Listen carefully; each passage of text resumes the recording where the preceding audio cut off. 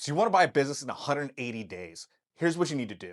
Now, this is a really aggressive goal, and it's going to take complete determination to get this done in 180 days. Now, first, you're going to need as much deal flow as you can possibly find. You're going to have to leave no path unturned.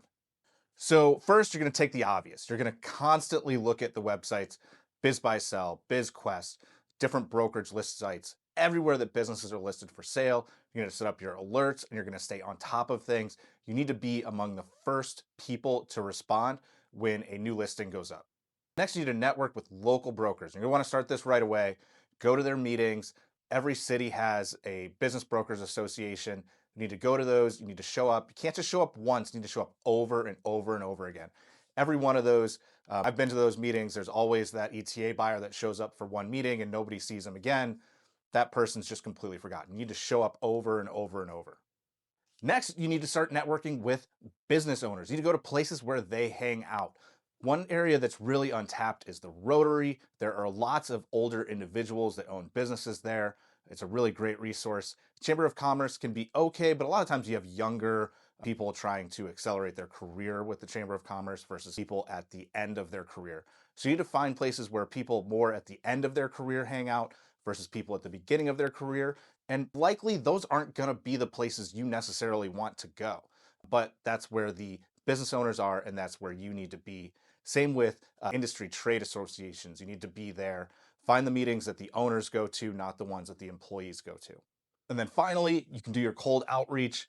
This is really hard. I think people underemphasize how difficult cold outreach can be. It's really hard to get data sets of sellers, contact info, but once you get that, usually you have to pay a lot. We pay a lot for subscriptions for contact information, tens of thousands of dollars. So it's not cheap, but you want to start your cold outreach. Emails, not a great way to get in front of people. Doesn't mean you shouldn't send emails, but you shouldn't rely on emails because it's a terrible way to communicate.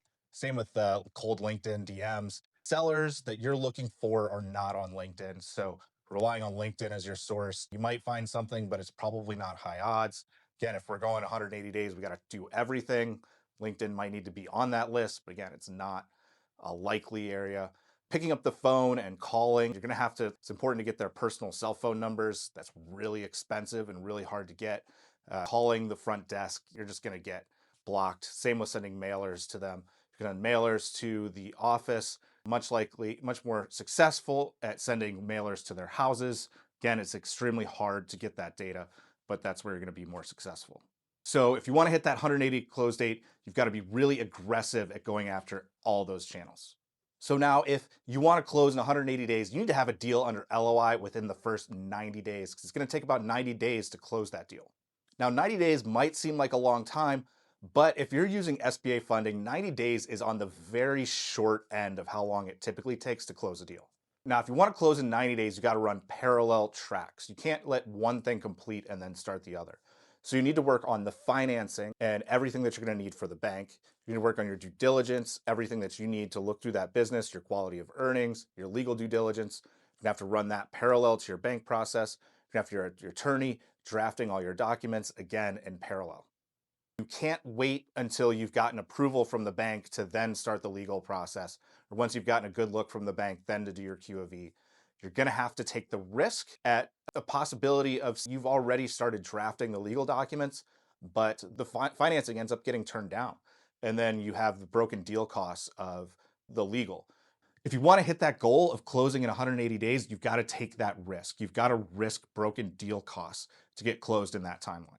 So day one, because the seller is going to have a big impact on that timeline, you need to give them a list of everything you're going to need up front.